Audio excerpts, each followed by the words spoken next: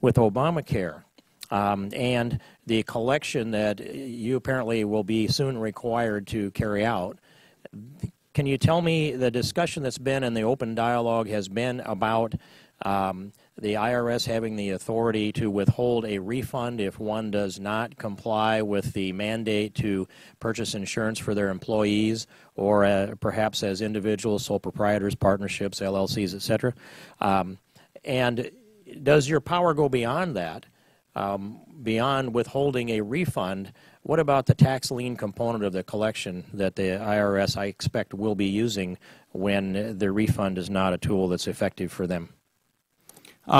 So let me respond and give you a sense of what I view our role as, and then get to your specifics. One is, as I mentioned in my opening statements, I think that there's been some irresponsible demonizing of the IRS around this health care debate.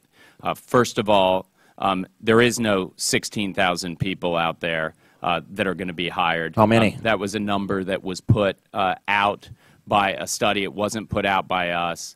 And so how many? That number's just floating around. I don't have a number for you. Okay, now, excuse me, Commissioner. My clock is ticking here, and I well, let me take just us back address to this your two questions, specific Mr. question, and I'd point out that you did feel free to speculate on capital gains tax cuts, which has been floated by the administration, but not willing to talk about policy changes when Mr. Buchanan talked about the increase in small business taxes. So I just want to make sure that we're on a subject matter here where we can get definitive responses. And so do you have a number that you could give me as to how many IRS agents? And if a person doesn't have a number, then how can they argue that the number that's out there isn't accurate?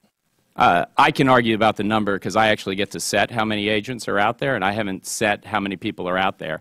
And second of all, what I was talking about, which I think is irresponsible, is people throw around numbers like agents and 16,000 agents. Well, most of what we're going to have to do around the health care law Commissioner, my time is ticking here. If you're going to set the number, what will you set it at? I'll finish and answer the question. 1 minute and 13 seconds left on our clock. I'm sorry I have to be abrupt, but I'd like to get a response if I could, please. So most of what we're going to spend our time on is building computer systems to get credits to people and administering tax law provisions. Okay. Right now, there's Commissioner, no I'm plans. sorry, I do have to interrupt you because you've not answered any of my questions. And I've asked if you have the authority to apply a tax lien beyond withholding someone's tax refund as a means to enforce Obamacare.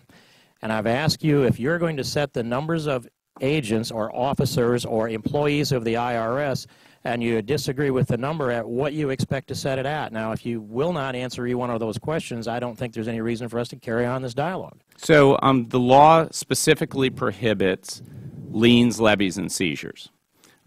Most of what you can think about when you think about the requirement to buy insurance and the penalty to not have insurance is it'll be like a 1099. The insurance company will send the employee and say either you have the insurance or you don't. They'll send that same information return to us, and a letter will go out. This is not the kind of thing that we have agents for. Then how do you follow up? How do you enforce